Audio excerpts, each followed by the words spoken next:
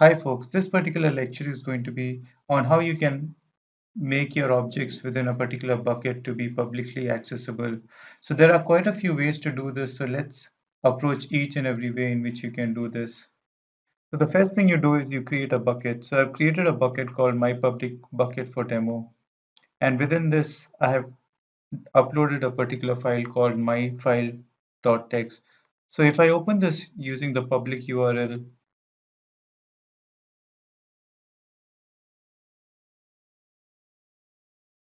you can see that the access is denied because this particular file currently doesn't have permissions to be accessed publicly through the internet. So the first thing we have to do is we have to go to the main bucket and you have to go to permissions and you have to disable the block all public access. So in this particular demo, there would be two ways in which I would make that particular object accessible publicly. The first is using ACLs, and the other way of doing this would be using public bucket policy. There is a third way of doing it through access point policies, but that's something that I'd probably take up in a later course. So let's try to unblock objects using ACLs. So the first thing you need to do is you need to go to your permissions tab and you need to uncheck the first two options. The first option is for newly created objects or buckets, and the second one is for already existing buckets or objects. So for us, only the first one is applicable, but let's disable both these options. So I'll click on edit, I'll uncheck this, and I leave just the third and the fourth option enabled, and I'll click on save, and I'll click on confirm again.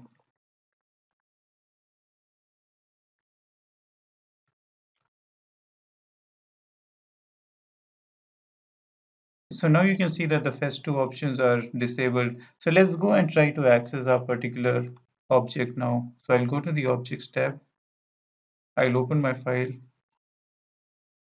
Okay, now if I try to access my object URL, you can still see that I have an access denied.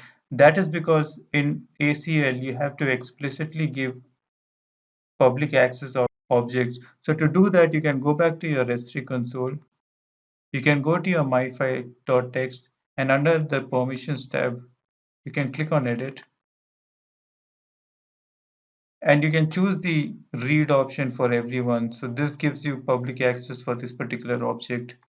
And after I've done this, I can just check mark on this and I can click on save. So let me try to access my bucket again, my object again. So now you see that this works. So this is how you use your ACS to make a particular object publicly accessible. Okay, I go back to my main bucket. I'll click on the permissions tab and underneath the block public access, I would just tick mark on the first one and I let the second one remain. So what this would mean is if there is an already ACL or already existing ACL present for a bucket and object, that particular object would not be blocked. So let's see if that works. So I'll just untick the second one. I'll click on save and click on confirm.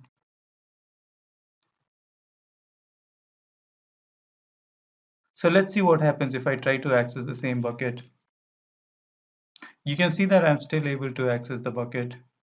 And if I go back to my S3 console for the same bucket, if I edit this particular block public access, if I tick mark on this and if I save it, now I would lose public access for that particular object.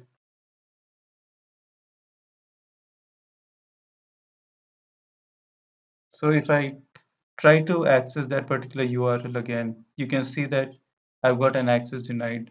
So that is how you can control your existing ACLs and newly created ACLs using your block public access. So for any existing ACLs, if you do not want to let that become private again, you can leave this as unchecked and any existing public ACL object which is public would remain public. So I hope that was useful for you guys to understand how ACLs can be used to make objects public. Now I'll teach you how you can use public bucket policies to do the same. So now let's use public bucket policies to make a particular object publicly accessible. So to do that, you can go back to your permissions tab, and under the block public access, click on edit. And this time around, you have to unblock the third and the fourth option. So I'll tick mark on the first two, and I leave the third and the fourth as unticked. So it works on the same principles as the first and the second. The only difference is instead of using ACLs, you would be using public bucket policy. The third one is for a newly created public bucket policy, and the fourth one is for an already existing one. So for the time being, let's leave both of them to be unblocked. So I'll click on Save Changes.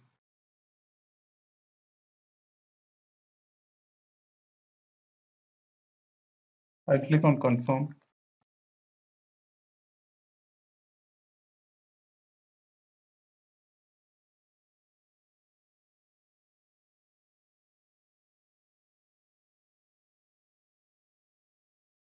And under the Edit Bucket Policy, I'll click on Edit. I'll click on the Policy Generator. And here I have to create a policy generator for my particular bucket.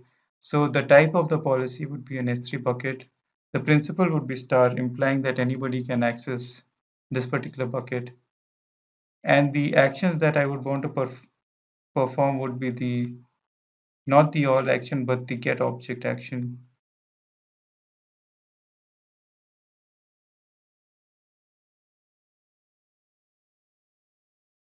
And I need to give the valid ARN. So here you can either give the ARN of the object, or you can give the ARN of the bucket.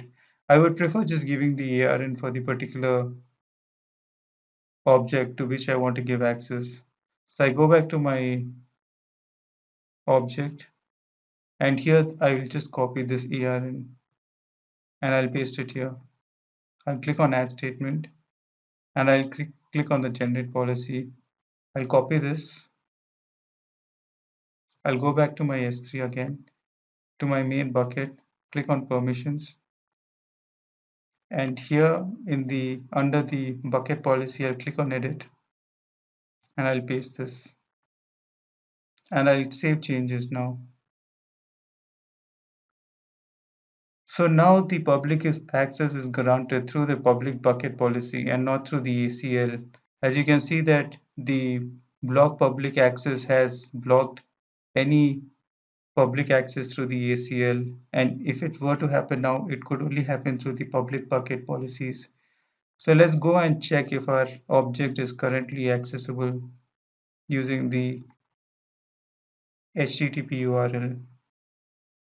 So I'll click on the object URL. So you can see that I was able to access my particular URL. So that's how you can use your bucket policies to enable or to give access to a particular object.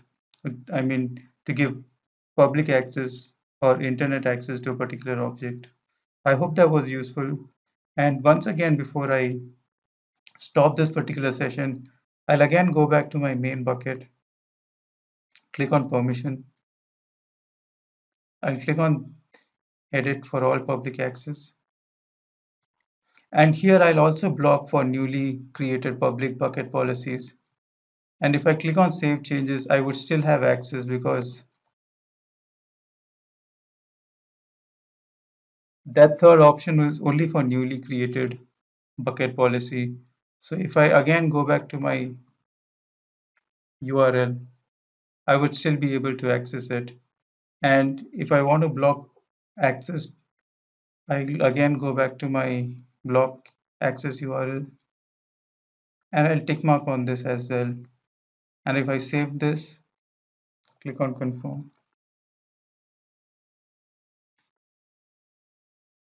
Now I shouldn't be having access. Now you can see that my access is denied. So that is how you can use bucket policies to either enable or disable public internet access to your particular object. I hope this was a useful session for you, and please do not forget to subscribe. Thank you.